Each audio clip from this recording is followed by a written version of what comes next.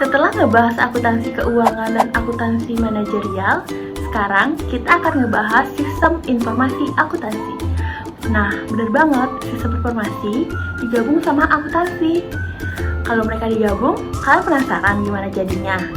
Nah, untuk tahu, ayo kita simak video berikut ini.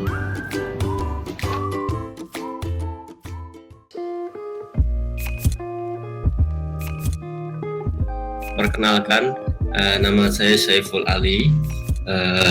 Saya adalah dosen akuntansi di Departemen Akuntansi FEB UGM. Mungkin kalau yang belum pernah ambil kelas saya, mungkin ya sedikit background. Saya memperoleh pendidikan S1 di akuntansi dari UGM. Lalu saya dapat master di bidang sistem informasi, Master of Information Systems dari University of Queensland Business Schools.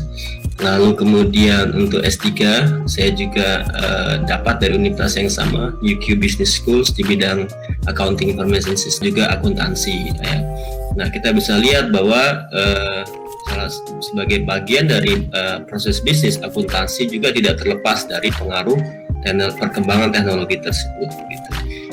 Kalau yang kita lihat perkembangan terkini memang beberapa katakanlah prediksi itu misalnya dari World Economic Forum ya, ada dari beberapa studi yang menyampaikan bahwa ada kemungkinan profesi akuntansi akan terpengaruh oleh perkembangan teknologi tersebut. Tetapi kalau kita lihat yang terpengaruh itu biasanya yang memang level katakanlah operasional dari proses bisnis. Jadi kalau kita lihat aktivitas-aktivitas yang sifatnya rutin, terstruktur, mekanis ya, atau perhitungan-perhitungan begitu, itu memang adalah lebih efisien kalau menggunakan teknologi informasi gitu.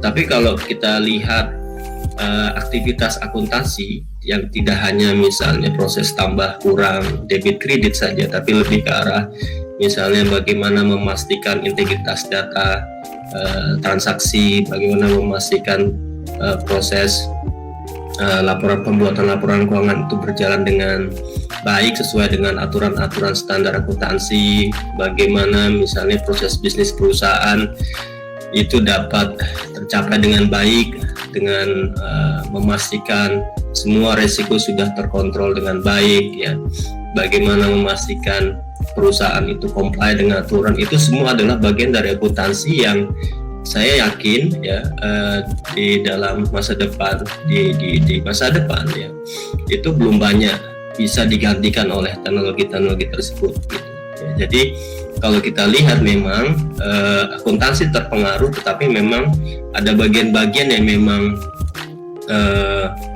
akan sangat lebih efisien kalau menggunakan teknologi. Tapi aktivitas-aktivitas lainnya itu di dalam akuntansi sangat banyak yang saya kira masih sangat baik dilakukan oleh manusia, dan itu saya kira adalah peluang bagi kita. Katakanlah kalau Anda mahasiswa akuntansi, ini adalah peluang yang sangat baik.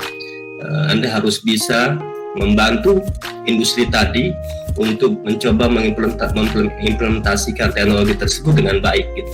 Ya, jadi Anda bisa jadi konsultan di situ. Peran Anda tidak lagi sebatas misalnya katakanlah proses akunting saja, tapi Anda bisa lebih luas lagi gitu ya. Makanya kalau di dalam kuliah kita ada mata kuliah Accounting Information Systems, itu sebenarnya sangat baik untuk memberikan wawasan yang lebih luas lagi, bahwa akuntansi itu tidak hanya sekedar katakanlah pembukuan, information system informasi akuntansi.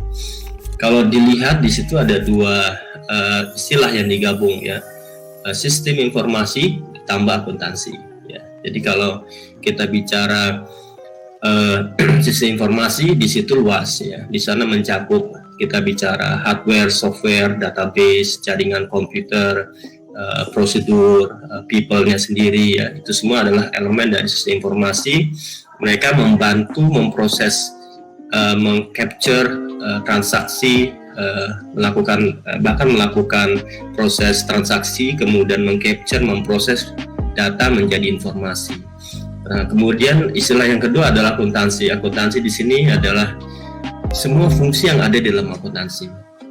Jadi misalnya mulai dari akuntansi keuangan, akuntansi manajemen, internal audit, kemudian apalagi perpajakan, ya, akuntansi publik, ya, dan itu digabung. Jadi Anda bisa bayangkan bahwa accounting information system ini adalah bidang yang memberikan wawasan yang sifatnya menggabungkan dua area di situ, ya, fungsi akuntansi dan bagaimana fungsi akuntansi tersebut dapat dideliver dengan sangat baik, dengan sangat efisien untuk mendukung tujuan organisasi dengan dibantu oleh teknologi informasi, dibantu oleh sistem informasi yang ada, sistem information technology, ya, SIT, kemudian ada sistem informasi akuntansi, kemudian di sana juga nanti ada AS auditing, ya, AS auditing, kemudian ada lagi yang namanya sistem analysis and design, lagi misalnya ada lagi namanya digital business, ya, digital business. Banyak hal, ya, sebagai akuntan internal bisa, ya, akuntan, jadi Anda bekerja membantu perusahaan atau organisasi bagaimana misalnya mendevelop memastikan sisi informasi akuntansi, ya, berjalan dengan baik misalnya. Bisa juga sebagai macam-macam financial auditor juga bisa, ya, Anda menjadi auditor di KAP sekarang. Saya kira KAP sekarang membutuhkan auditor yang dari lulusan akuntansi yang punya pengetahuan lebih terhadap teknologi informasi, gitu. Saya ya itu jadi external auditor, ya, itu sangat bisa. Lalu sistem auditors ini bisa membantu organisasi, ya, kalau dia mau mendevelop sistem, ya, dia bisa membantu dengan tim, ya, ini teamwork. Atau kalau dia sebagai internal auditor, dia bisa memastikan sistem yang dibangun oleh organisasi ini sudah baik dari sisi kontrolnya, ya, dari sisi kontrolnya. Jadi ini nah kalau yang sistem yang dibangun berbasiskan IT, ya, tentu saja pengetahuan IT sangat dibutuhkan, ya. Ini sangat luar biasa sekali kalau dia punya background itu, ya. Kemudian yang lain lagi konsultan.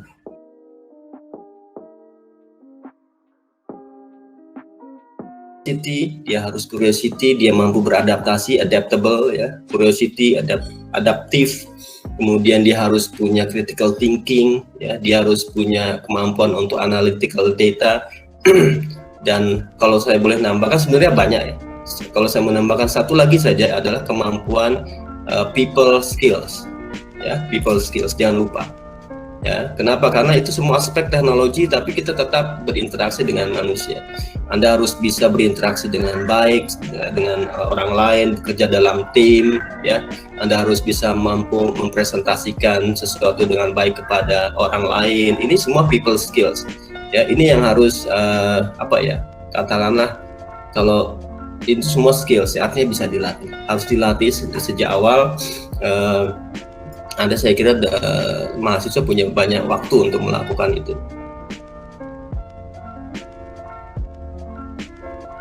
Sertifikasi, kita bisa lihat sertifikasi itu macam-macam, saya kira, ya. Ada sertifikasi yang menunjukkan bahwa seseorang telah mengikuti suatu training, ya, suatu training atau suatu pembelajaran, dan itu bisa Anda peroleh sebelum Anda lulus. Banyak sekali itu, ya, kalau Anda ikuti online, banyak sekali itu, ya, sertifikasi yang tidak perlu menunggu Anda lulus, ya. Dan saya kira sangat baik, ya. Kenapa? Karena Anda semacam punya, ibaratnya punya badge, ya, tempelan-tempelan yang bisa Anda tunjukkan kepada orang lain bahwa ini loh, saya udah pernah ikuti ini. Ketika Anda lulus, lalu itu adalah bagian dari portofolio Anda, selain misalnya tadi nilai ijazah, kemudian aktivitas kemahasiswaan yang lain, dan juga sertifikasi. Itu saya kira sesuatu yang sangat menarik ya bagi perusahaan yang ingin merekrut. Yang lain lagi adalah kalau dari sisi eksternal ada namanya CPA ya. CPA juga ada. Nah, yang lebih spesifik lagi terkait IS, kalau untuk profesi namanya ada CIA ya, Certified Internal Auditor. Ini dari IIA ya, Institute of Internal Auditors. Itu perlu. Kemudian ada lagi yang spesifik namanya CISA, Certified Information System Auditor ya. CISA ini kalau Anda dapat ini sangat baik sekali ya. Tetapi memang Anda harus punya pengalaman kerja ya, harus punya pengalaman kerja di bidang terkait ya, lalu kemudian ujian tidak bergelar CISA.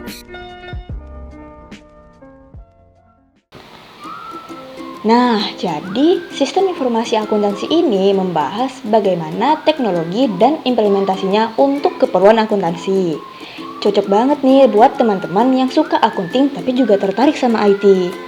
Terus, selanjutnya kita bakal ngomongin soal konsentrasi akuntansi yang ngebahas tentang akuntabilitas publik, yaitu konsentrasi akuntansi publik. Penasaran? Yuk kita langsung aja cek videonya.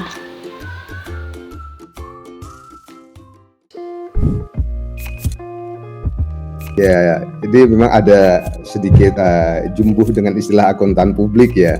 Ada akuntansi publik, ada akuntan publik ya. Di beberapa negara memang namanya akuntansi sektor publik, public sector accounting. Ada yang menyebutnya not for profit accounting. Dulu di US ketika saya mengambil master di tahun 93-94 itu mata kuliahnya namanya not for profit accounting ya, jadi akuntansi nirlaba sebenarnya ya, nirlaba not for profit. Jadi selain yang berorientasi laba itu sebenarnya masuk ke ranah akuntansi sektor publik.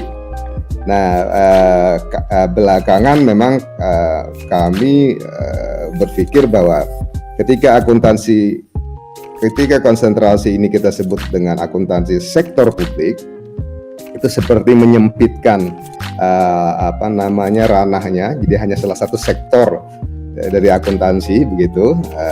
Lalu kami menyepakati belum lama, saya kira kalau tidak 2-3 tahun yang lalu, dalam sebuah forum dosen akuntansi sektor publik, kita punya forum FDASP, Forum Dosen Akuntansi Sektor Publik, kita menyepakati kita hilangkan kata sektornya menjadi akuntansi publik. Tapi ini memang sedikit banyak jadi menambah kebingungan dengan adanya istilah yang sudah lebih mapan, yaitu akuntan publik ya. Akuntan publik ini kan akuntan yang profesional yang praktik di publik gitu. Yang ini sebetulnya adalah ranahnya akuntansi keuangan dan akuntansi dan auditing. Nah, jadi mungkin memang pelan-pelan kita memahamkan termasuk mahasiswa tentang konsentrasi yang bernama akuntansi publik, yang notabene adalah akuntansi nirlaba sebetulnya. Hanya memang fokusnya pada saat ini itu lebih kepada pemerintahan, mengingat seperti yang saya sampaikan sebelumnya bahwa tuntutan akuntabilitas publik itu menyeruak lebih kuat lagi ketika reformasi terjadi gitu. Ya, ada tuntutan itu. Lalu akuntansi yang selama ini tidak terlalu diperhatikan di sektor pemerintahan menjadi kebutuhan krusial sekali untuk adanya akuntansi sebagai sistem yang mendukung akuntabilitas publik. Yang pasti yang sudah menjadi mata kuliah mandatori atau wajib itu adalah mata kuliah akuntansi sektor publik.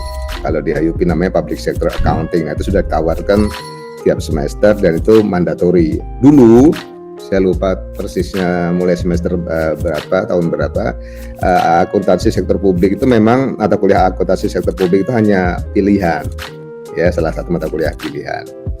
Mahasiswanya tidak pernah banyak, jadi saya mengajar, seingat saya tahun 2013-2014 itu mahasiswa kadang-kadang 6 orang, 8 orang, padahal Anda tahu sendiri satu angkatan Anda berapa kan? 6 orang, 8 orang, 12 orang begitu. Memang minat mahasiswa sangat rendah ya, barangkali memang karena kurang paham ya, atau memang saat itu mereka lebih tertarik kepada area-area lain yang memang lebih populer ya. Jadi akuntansi publik ini kan memang belum populer. Nah, untung waktu itu disepakati untuk dijadikan mata kuliah wajib. Nah, dengan begitu mahasiswa kan mengambil semua, jadi kelasnya bisa isinya banyak. Dengan harapan bahwa exposure terhadap pada topik-topik akuntansi publik itu meningkat. Lalu kemudian mulai mahasiswa-mahasiswa seperti Anda dan generasi-generasi berikutnya itu lebih tertarik untuk terjun ke sana gitu. Ada beberapa mata kuliah lain selain akuntansi sektor publik, misalnya akuntabilitas keuangan publik, misalnya akuntansi manajemen dan kinerja organisasi publik, dan sebagainya. Ini mata kuliah yang berkembang kemudian dalam pendalaman ya, penajaman dan penajaman dari mata kuliah dari topik-topik yang dibahas di akuntansi sektor publik. Jadi mata kuliah ASP yang wajib Anda ambil itu lebih kepada mengantarkan Anda kepada area akuntansi publik, jadi semacam introductory course ya. Lalu kemudian di situ disampaikan semuanya tentang financial accountability, performance accountability, audit ya, dan segala aspek yang terkait dengan pemerintahan gitu. Oh, tentu tidak seperti itu, karena ini adalah hanya salah satu konsentrasi yang ditawarkan oleh Departemen Akuntansi kita. Salah satu konsentrasi, sama saja dengan akuntansi keuangan, akuntansi manajemen, sistem informasi, auditing, akuntansi syariah. Semua yang mengambil konsentrasi itu bisa bekerja dimanapun, termasuk mahasiswa yang mengambil konsentrasi akuntansi publik. Jadi tidak harus menjadi akuntan pemerintah. Apalagi kalau kita memang tidak mendesain untuk ke sana, karena akuntan pemerintah kan sudah ada dari STAN. Ya, kalau dari STAN itu memang mereka memang difokuskan dari awal, from the beginning, desainnya itu adalah untuk akuntan pemerintah. Kalau kita ini adalah sebenarnya tetap akuntan secara umum yang memiliki konsentrasi kajian, fokus kajian ke akuntansi publik. Jadi pada dasarnya kita ini masih sama saja dengan yang lain, cuma mendapatkan tambahan konsentrasi akuntansi publik. Jadi bisa menjadi dosen, bisa menjadi peneliti, bisa menjadi aparatur sipil negara di pemerintah pusat, di pemerintah daerah, di BPK, di BPKP, apapun itu bisa gitu loh. Jadi tidak otomatis ini didesain khusus untuk akuntansi pemerintah, tidak. Ya, karena mainly mata kuliah kita itu kan akuntansi ya secara umum, cuma hanya beberapa mata kuliah makanya disebut konsentrasi saja kan. Konsentrasi begitu. Ya, sebenarnya sih tidak ada karakter yang spesifik untuk akuntansi publik ya. Menurut saya karakter dasar menjadi seorang mahasiswa yang baik, siap untuk berkembang di lapangan setelah usai sekolah misalnya, itu sama saja. Hanya memang mungkin kalau saya bisa mencoba menangkap poin Isni tadi adalah apa yang mungkin sedikit berbeda ya, yang dibutuhkan extra feature gitulah, fitur tambahan orang-orang yang bekerja di akuntansi publik. Nah, menurut saya memang karakter yang diperlukan itu memang orang-orang di akuntansi publik ini harus lebih perspektif pemikirannya harus lebih luas. Karena seperti saya katakan tadi, areanya kan beririsan dengan konsentrasi atau program studi yang lain. Plus kita ini kan lebih banyak berkomunikasi ya kepada aparat sipil negara, politisi dan sebagainya. Nah, sehingga kebutuhan kemampuan berkomunikasi itu menjadi lebih krusial. Beda dengan kalau Anda misalnya hanya menjadi akuntan, bukan hanya menjadi akuntan atau menjadi auditor, internal auditor dan sebagainya dalam sebuah perusahaan, lalu kemudian fokus di sana, jarang ketemu orang, cuma sesekali pas ngaudit berhadapan dengan data, berkas-berkas dan sebagainya. Barangkali kebutuhan kemampuan berkomunikasi tidak terlalu, kalau Anda kurang mampu di situ tidak terlalu menjadi masalah. Tapi di publik itu akan jadi masalah karena kita selalu terbuka, selalu berkolaborasi, berkomunikasi dan sebagainya. Dengan kata lain, kemampuan berkomunikasi termasuk public speaking itu menjadi sangat penting di konsentrasi ini. Ya kalau hard skill saya kira yang sudah diajarkan kepada Anda dalam beragam mata kuliah, termasuk mata kuliah konsentrasi publik, itu lebih dari cukup untuk bekal awal Anda berkarir di akuntansi publik. Ya, tidak ada yang spesial. Nanti ketika Anda masuk, ya Anda tinggal mengembangkannya sendiri. Secara umum kan kalau kita di UGM ini, kita kan tidak mencetak pekerja, tapi mencetak orang-orang yang siap untuk berkembang, lalu kemudian menjadi pekerja yang handal. Dari dulu begitu. Ya, untuk pada tahap ini menurut saya sertifikasi akan lebih sesuai dan dibutuhkan ketika nanti Anda sudah bekerja, supaya Anda tahu fokus yang mau Anda Anda ambil, Anda pilih, Anda pertajam secara profesional apa. Untuk lulus S1 saya kira belum diperlukan. Ya, belum diperlukan. Ya, ke depan memang semuanya ini akan certified. Sertifikasi ini ada sertifikasi akuntansi pemerintahan, akuntansi mungkin lebih spesifik ke pemerintah local government, pemerintah daerah, analis anggaran dan sebagainya. Ini akan berkembang. Kami dulu juga sudah menggagas melalui PSG dan Kementerian Keuangan, kita merancang program pendidikan kolaboratif antara kampus dengan kementerian itu untuk membuat sertifikasi secara berlayer-layer gitu ya, mulai dari yang teknisi yang sangat teknis sampai kepada level strategi. Memang dibandingkan dengan akuntansi keuangan, auditing, akuntansi manajemen, sertifikasi di akuntansi publik ini di Indonesia memang masih paling tertinggal, ya masih banyak PR. Ya, biasanya paling-paling berkolaborasi dengan program sertifikasi yang sudah mapan di luar negeri, kayak seperti Certified Governmental Accounting, CGA misalnya dari luar negeri. Ya, secara umum menurut saya menjadi dosen akademisi akuntansi itu bagi saya itu memang karena dari awal merupakan pilihan utama saya. Saya tidak pernah melamar tempat lain selain FEUGM, atau pada saat itu masih FEUGM. Jadi saya lulus, lalu kemudian ada banyak rekrutmen masuk ke kampus ya, perusahaan besar dengan gaji yang menggiurkan itu. Tapi entah kenapa saya sudah jatuh cinta ya, dengan dunia akademik, dan saya memang sudah bertekad bulat untuk stay menjadi dosen di sini. Ya. Karena itu memang sudah jadi tekad bulat saya, bagi saya ya inilah passion saya. Jadi tidak ada cerita mengajar itu adalah sebuah tugas yang melelahkan. Bagi saya mengajar itu kesenangan. Wah, akuntansi sektor publik seru juga ya teman-teman. Prospek pekerjaannya luas banget, mulai dari NGO sampai ke sistem pemerintahan. Kan kita udah ngebahas nih tentang akuntansi keuangan, akuntansi publik, akuntansi manajemen, dan sistem informasi akuntansi. Kita kurang ngebahas apa lagi ya? Oh iya, akuntansi forensik. Yuk, cek videonya di sini teman-teman.